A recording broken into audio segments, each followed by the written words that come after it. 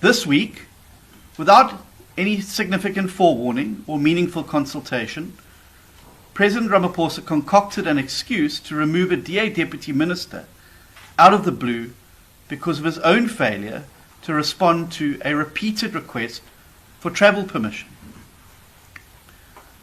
The hypocrisy of this conduct is even more galling when one looks at what sits around the cabinet table in terms of violations of law, of executive ethics code, and the ministerial handbook. It was the same President Ramaphosa who in 2020 issued a mere reprimand and salary docking to former Minister Nosiviwe Mapisa-Nqakula when she flew an ANC delegation to Zimbabwe in a South African military plane. To make matters worse, President Ramaphosa has now also defied the 48-hour ultimatum issued to him by his largest coalition partner to act on corruption in his own ranks.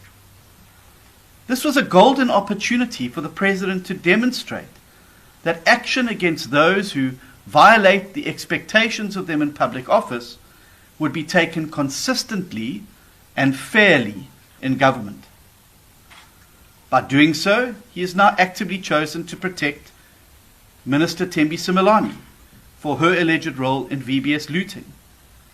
He's also chosen to protect Nobushle Nkabane after she has actively misled Parliament. And he continues to shield a whole cast of looters implicated in state capture. Just this morning, less than 2 hours ago, instead of taking action against state capture, the ANC has cleared Malusi Gigaba, David Mashlobo, Zizi Kodwa, and Cedric Frolick from all charges against them.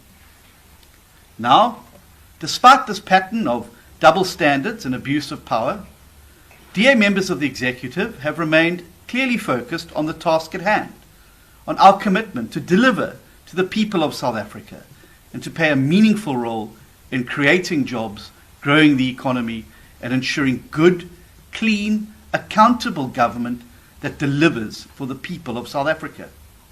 And the strides that we've made in a number of portfolios, from agriculture, home affairs, public works and infrastructure, communications and digital technologies, as well as environment, and through hard-working deputy ministers like Andrew Whitfield, I believe has set a new standard of excellence for governance at national level.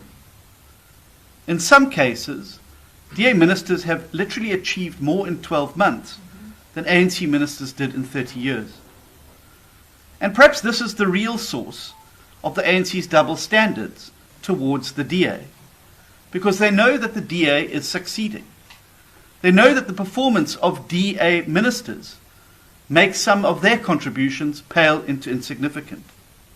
And, most importantly, they know that the opportunities for looting and stealing of public money are shrinking wherever the DA is present and wherever DA reforms are implemented.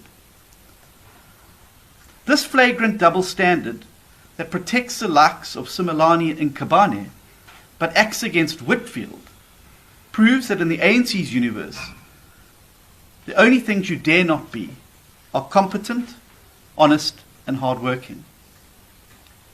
But sadly, this is not an isolated incident. It is about a pattern of disrespect, arrogance, and double standards.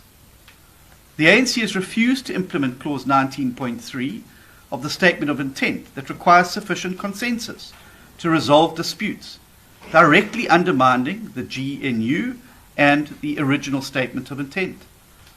And the President's now refusal to act against corruption within his own ranks, but singling out as a priority a DA Deputy Minister, risks confirming that his oft-repeated public commitment to clean governments is a sham.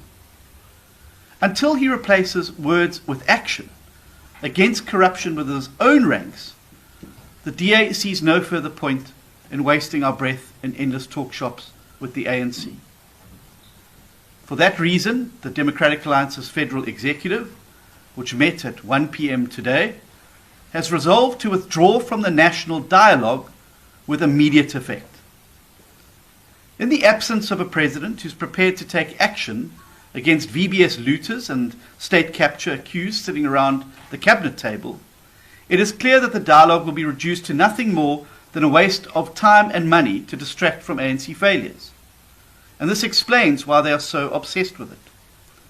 It's clearly an electioneering ploy at taxpayers' expense to gloss over the serious crises that they have plunged South Africa into. The dialogue also has no constitutional standing whatsoever to take or impose decisions.